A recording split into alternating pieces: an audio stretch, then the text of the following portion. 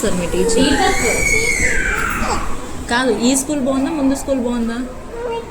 ఏ school బాగుంది? ఇది బాగుందా? ముందు స్కూల్ వద్దా? అది బాగాలేదా? ఇదే బాగుందా? ఇది బాగుంది. రోజు ఆడుకుంటావా? రోజు వస్తావా స్కూల్కి? రోజు వస్తావా? అయితే వస్తావా? రోజు వచ్చేస్తావా ఇక్కడికి?